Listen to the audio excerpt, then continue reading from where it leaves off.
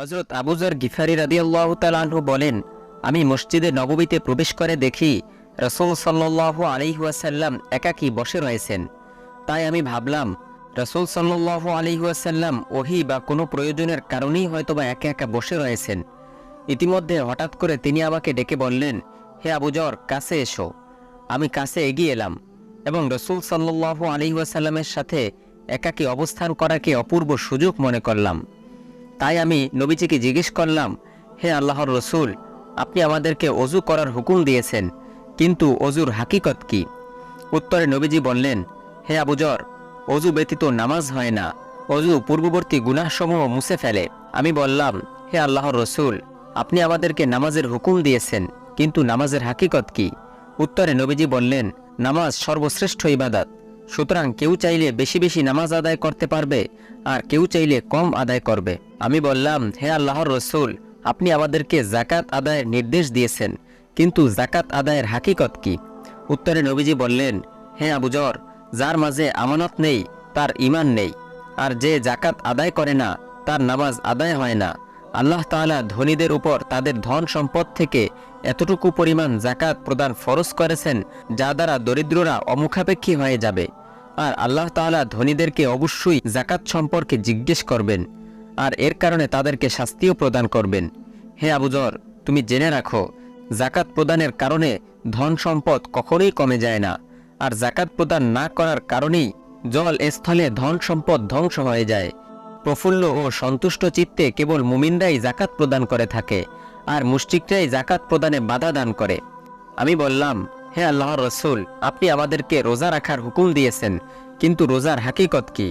উত্তরে নবীজি বললেন, রোজা হলো জাহান্নামের আযাব থেকে বাঁচার জন্য ঢাল স্বরূপ, আর এর পুরস্কার আল্লাহর কাছেই রয়েছে। রোজাদারের জন্য দুটি আনন্দ রয়েছে। একটি আনন্দ ইফতারির সময়, আরেকটি আনন্দ তার রবের সাথে সাক্ষাতের সময়। রোজাদারের মুখের গন্ধ আল্লাহর কাছে মিশকের সুগন্ধির চেয়েও অধিক উত্তম। কিয়ামত দিনে মানুষের জন্য একটি দস্তরখান বিছানো হবে। সর্বপ্রথম সেই দস্তরখানা থেকে রোজাদাররা আহার করবে। আমি বললাম, হে আল্লাহর রসুল, আপনি আমাদেরকে সদকা করার হুকুম দিয়েছেন, কিন্তু সদকার হাকিকত কি? উত্তরে নবীজি বললেন, হে আবু যর, তুমি একটি উত্তম প্রশ্ন করেছ। সদকা মূলত আল্লাহর ক্রোধকে শীতল করে। এছাড়াও সদকার কারণে ৭০০ বিপদ দূর হয়ে যায়। সদকা মানুষের গুনাহসমূহকে মুছে ফেলে, জাহান্নামের এবং আল্লাহর ক্রোধকে শীতল করে দেয়। সদকা দারুণ এক বিস্ময়কর ব্যাপার। আমি বললাম, কোন হিজরত সবচেয়ে শ্রেষ্ঠ? নবীজি উত্তর দিলেন, মন্দ কাজ ত্যাগ করার হিজরত করা সবচেয়ে শ্রেষ্ঠ। আমি বললাম, হে আল্লাহর রসুল, কোন মানুষ প্রকৃত মুসলমান? উত্তরে নবীজি বললেন, যার জিহ্বা ও হাত থেকে অন্য মানুষ নিরাপদ থাকে, সেই প্রকৃত মুসলমান। আমি বললাম, হে আল্লাহর রাসূল, কোন মানুষ সবচেয়ে বেশি অক্ষম? উত্তরে নবীজি বললেন, যেই ব্যক্তি দোয়া করতে অক্ষম। আমি বললাম, হে আল্লাহর নবী, কোন মানুষ সবচেয়ে বেশি কৃপণ? উত্তরে নবীজি বললেন, যেই ব্যক্তি সালাম দিতে কৃপণতা করে। আমি বললাম, হে আল্লাহর রাসূল, ইব্রাহিম আলাইহিস সালামের সহিফাসমূহ এবং অন্যান্য কিতাবসমূহ কখন অবতীর্ণ হয়েছে তা কি আপনি আমাদেরকে শোনাবেন? উত্তরে নবীজি বললেন, ইব্রাহিম আলাইহিস সালামের সহিফাসমূহ রমজানের প্রথম রাতে অবতীর্ণ হয়েছে। 12ই রমজানে ইনজিল কিতাব অবতীর্ণ হয়েছে। 18ই রমজানে জাবুর কিতাব অবতীর্ণ হয়েছে। 8ই রমজানে তাওরাত কিতাব অবতীর্ণ হয়েছে। আর 24শে রমজানে পবিত্র কুরআনুল কারীম অবতীর্ণ হয়েছে।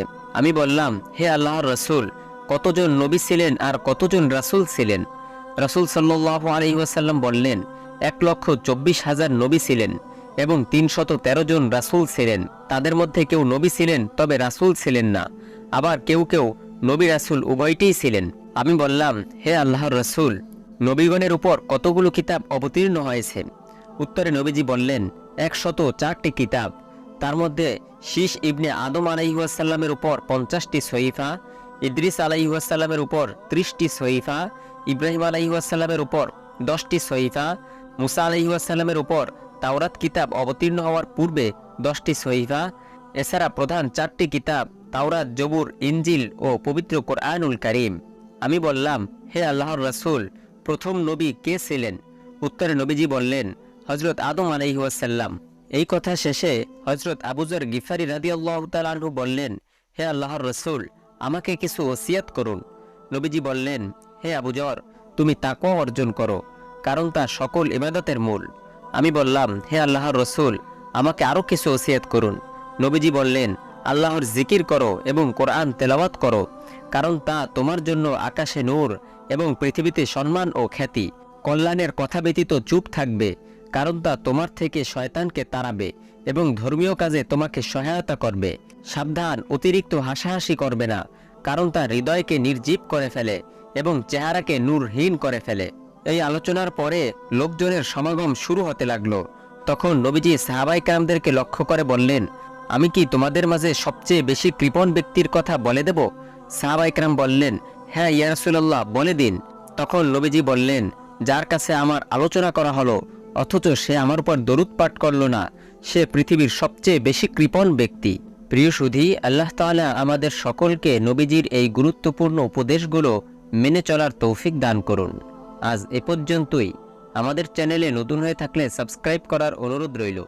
ভিডিওটি ভালো লাগলে লাইক, কমেন্ট ও শেয়ার করে অন্যদের দেখার সুযোগ করে দিন। আসসালামু আলাইকুম ওয়া রাহমাতুল্লাহ।